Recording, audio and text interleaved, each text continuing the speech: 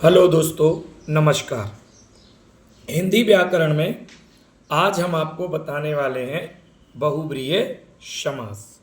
आइए तो देखते हैं बहुब्रीहि समास क्या होता है। तो जिस समस्त पद में कोई पद प्रधान नहीं होता है, दोनों पद मिलकर किसी तीसरे पद की ओर संकेत करते हैं, उसमें बहुब्रीहि समास होता है।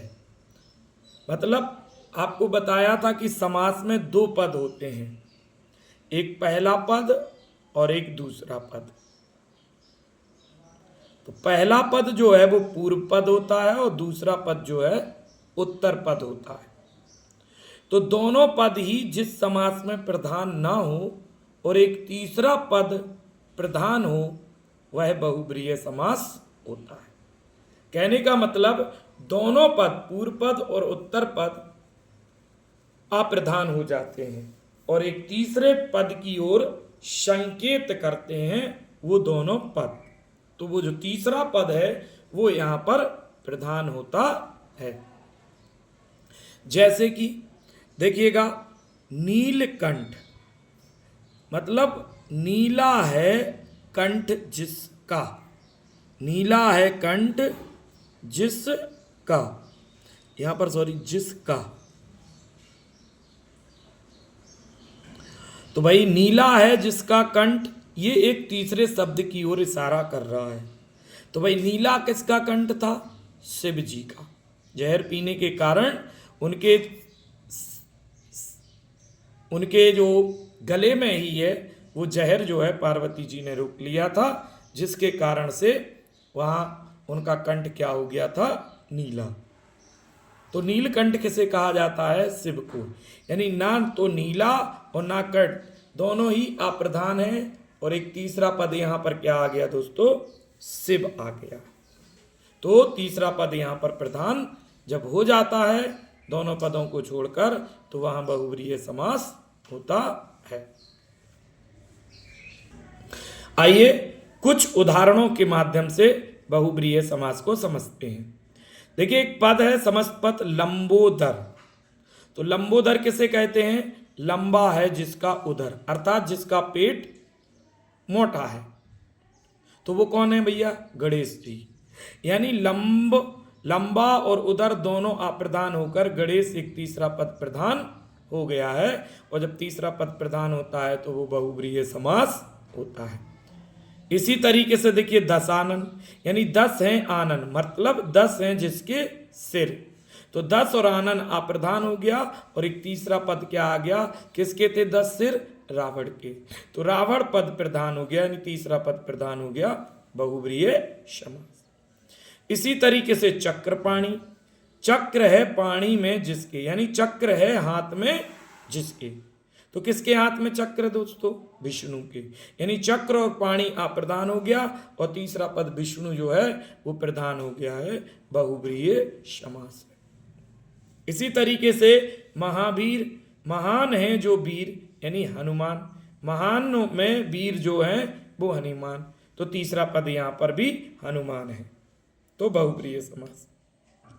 चतुर्भुज, यानी 4 हैं भुजाएं जिसकी, तो वो कौन है? विष्णु जी। 4 हैं भुजाएं जिसकी, विष्णु जी। प्रधानमंत्री, यानी मंत्रियों में जो मुख्य है वो है प्रधानमंत्री, यानी तीसरा पद प्रधान हो गया। आगे देखिए, पंकज, पंकज यानी पंख में पैदा हो जो, पंख माने कीचड़, कीचड़ में पैदा हो जो, अर्थात कमल। तो तीसरा पद आ गया है, बहुब्रीहि समास।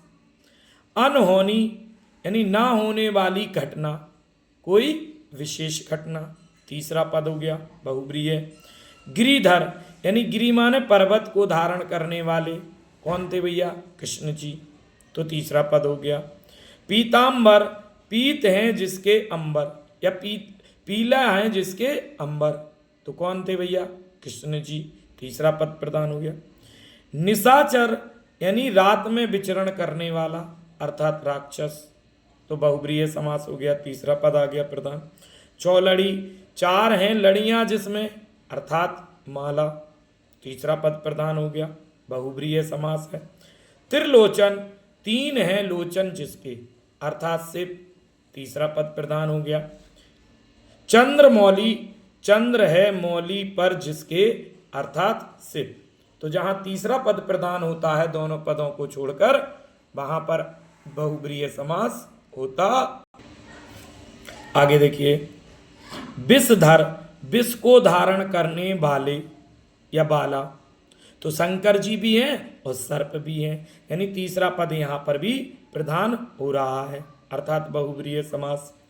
मृगेंद्र, यानी मृगों का इंद्र, मतलब मृगों यानी हिरणों का राजा, कौन है भैया, सिंह, तीसरा पद प्रधान है दोनों को छोड़कर। घनश्याम, घन के समान श्याम, तो यहां पर भी तीसरा पद प्रधान है, कृष्ण जी, घन के समान कौन है, श्याम, कृष्ण। और मृत्युंजय, मृत्यु को जीतने वाले, अर्थात शंकर जी, यानी विष पीने के बाद भी उनकी मृत्यु नहीं हुई, मृत्यु को जीतने वाले कौन है, शंकर जी। तो दोस्तों, अगर आपका दोनों पदों को छोड़कर एक तीसरा पद आपके दिमाग में आता है तो आप समझ जाइएगा कि वहां पर बहुब्रीहि समास है। और दोस्तों, अगर आप इनको कंठस्थ कर लेते हैं, हमारी इस वीडियो को देख लेते हैं, तो कोई भी प्रश्न आपके पेपर में गलत नहीं होगा। और दोस्तों, अगर वीडियो आपको पसंद आया हो तो वीडियो को लाइक करें, सब्सक्राइब करें, कमेंट करें, बेल आइकन जरूर दबाएं, जिससे नई वीडियो आपके पास तुरंत पहुंचे। और हमारी वीडियो को शेयर जरूर करें, जिससे ज़्यादा से ज़्यादा लोगों के पास ये वीडियो पहुंचे। तो दोस्तों, मिलते हैं अगली वीडियो में समास के अंतरों में, यानी जो आपको डाउट है कि कौन बहुब्रीहि होगा, कौन आपका द्विगु होगा, इनका अंतर अगली वीडियो में आपको क्लियर करेंगे। जय हिंद, जय भारत।